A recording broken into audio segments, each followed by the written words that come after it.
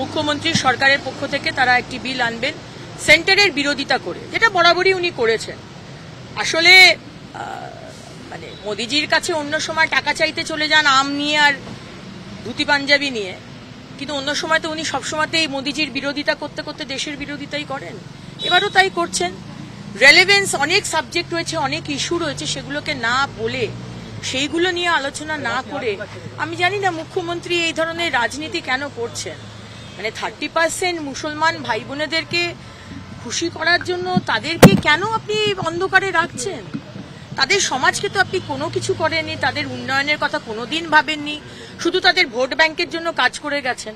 আর আজকে এই ওয়াকফ বিলটা এনে আপনি তাদেরকে আশা দিচ্ছেন যে কোনো কিছু হবে, কিছুই হবে না।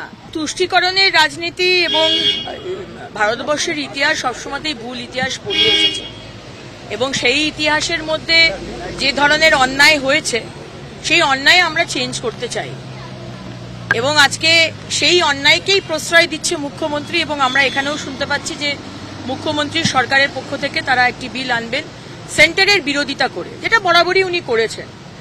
আসলে মানে মোদিজির কাছে অন্য সময় টাকা চাইতে চলে যান আম নিয়ে আর ধুতি পাঞ্জাবি নিয়ে, কিন্তু অন্য সময় তো উনি সবসময়তেই মোদিজির বিরোধিতা করতে করতে দেশের বিরোধিতাই করেন।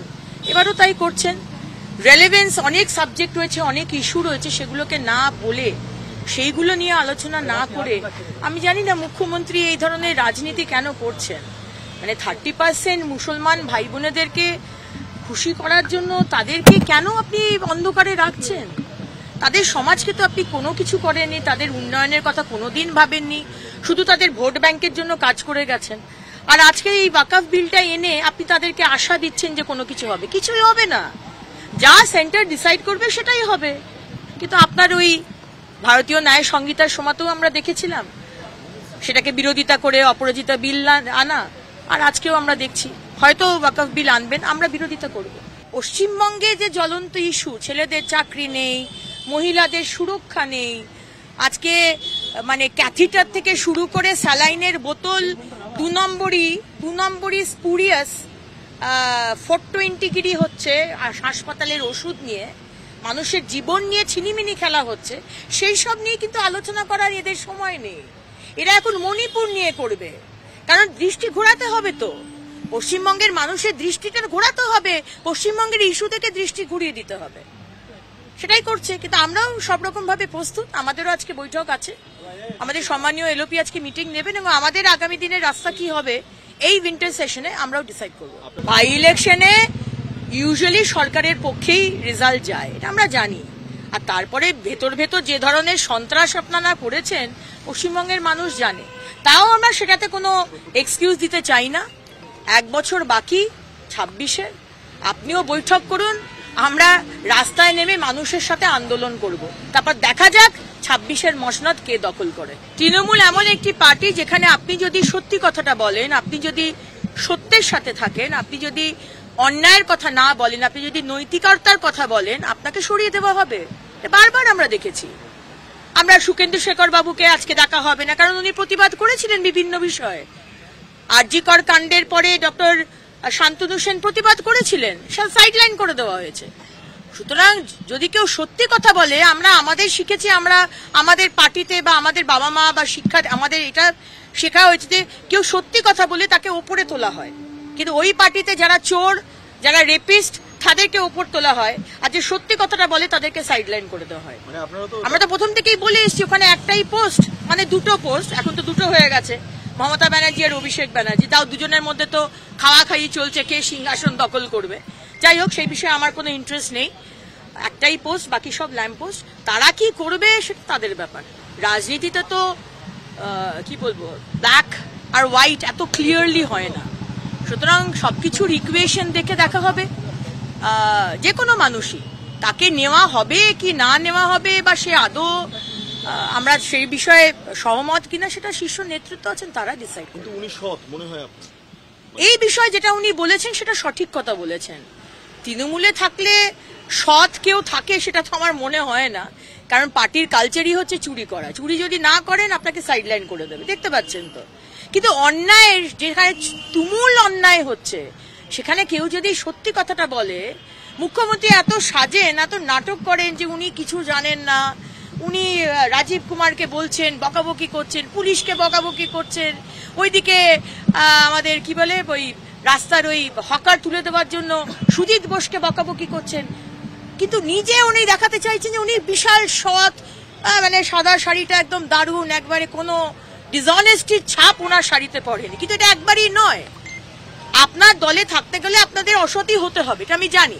কিন্তু তার মধ্যেও সেই পার্সপেক্টিভে যখন সুখেন্দু বাবুর কথাগুলো বলেছিলেন, তখন সেটা আমাদের মনে হচ্ছে সেটা ঠিক কথা বলেছেন। আর কেউ যদি ঠিক কথা বলে তাকে তৃণমূল কেন সাইডলাইন করে দেয় এটা আমরা জানি না। মুখ্যমন্ত্রী সরকারের পক্ষ থেকে তারা একটি বিল আনবেন সেন্টারের বিরোধিতা করে, যেটা বরাবরই উনি করেছেন। আসলে মানে মোদিজির কাছে অন্য সময় টাকা চাইতে চলে যান আম নিয়ে আর ধুতি পাঞ্জাবি নিয়ে, কিন্তু অন্য সময় তো উনি সবসময়তেই মোদিজির বিরোধিতা করতে করতে দেশের বিরোধিতাই করেন। এবারও তাই করছেন। রেলেভেন্স অনেক সাবজেক্ট রয়েছে, অনেক ইস্যু রয়েছে, সেগুলোকে না বলে, সেইগুলো নিয়ে আলোচনা না করে, আমি জানি না মুখ্যমন্ত্রী এই ধরনের রাজনীতি কেন করছেন। মানে 30% মুসলমান ভাই বোনেদেরকে খুশি করার জন্য তাদেরকে কেন আপনি অন্ধকারে রাখছেন? তাদের সমাজকে তো আপনি কোনো কিছু করেননি, তাদের উন্নয়নের কথা কোনোদিন ভাবেননি, শুধু তাদের ভোট ব্যাংকের জন্য কাজ করে গেছেন। আর আজকে এই ওয়াকফ বিলটা এনে আপনি তাদেরকে আশা দিচ্ছেন যে কোনো কিছু হবে, কিছুই হবে না। তুষ্টিকরণের রাজনীতি এবং ভারতবর্ষের ইতিহাস সবসময়তেই ভুল ইতিহাস পড়িয়ে এসেছে, এবং সেই ইতিহাসের মধ্যে যে ধরনের অন্যায় হয়েছে সেই অন্যায় আমরা চেঞ্জ করতে চাই, এবং আজকে সেই অন্যায়কেই প্রশ্রয় দিচ্ছে মুখ্যমন্ত্রী। এবং আমরা এখানেও শুনতে পাচ্ছি যে মুখ্যমন্ত্রী সরকারের পক্ষ থেকে তারা একটি বিল আনবেন সেন্টারের বিরোধিতা করে, যেটা বরাবরই উনি করেছেন। আসলে মানে মোদিজির কাছে অন্য সময় টাকা চাইতে চলে যান আম নিয়ে আর ধুতি পাঞ্জাবি নিয়ে, কিন্তু অন্য সময় তো উনি সবসময়তেই মোদিজির বিরোধিতা করতে করতে দেশের বিরোধিতাই করেন। এবারও তাই করছেন। রেলেভেন্স অনেক সাবজেক্ট রয়েছে, অনেক ইস্যু রয়েছে, সেগুলোকে না বলে, সেইগুলো নিয়ে আলোচনা না করে, আমি জানি না মুখ্যমন্ত্রী এই ধরনের রাজনীতি কেন করছেন। মানে 30% মুসলমান ভাই বোনেদেরকে খুশি করার জন্য তাদেরকে কেন আপনি অন্ধকারে রাখছেন? তাদের সমাজকে তো আপনি কোনো কিছু করেননি, তাদের উন্নয়নের কথা কোনোদিন ভাবেননি, শুধু তাদের ভোট ব্যাংকের জন্য কাজ করে গেছেন। আর আজকে এই ওয়াকফ বিলটা এনে আপনি তাদেরকে আশা দিচ্ছেন যে কোনো কিছু হবে, কিছুই হবে না। যা সেন্টার ডিসাইড করবে সেটাই হবে। কিন্তু আপনার ওই ভারতীয় ন্যায় সংহিতার সময়তেও আমরা দেখেছিলাম সেটাকে বিরোধিতা করে অপরাজিতা বিল আনা, আর আজকেও আমরা দেখছি হয়তো ওয়াকফ বিল আনবেন, আমরা বিরোধিতা করব। পশ্চিমবঙ্গে যে জ্বলন্ত ইস্যু, ছেলেদের চাকরি নেই, মহিলাদের সুরক্ষা নেই, আজকে মানে ক্যাথিটার থেকে শুরু করে স্যালাইনের বোতল 2 নম্বরই, মানুষের জীবন নিয়ে ছিনিমিনি খেলা হচ্ছে,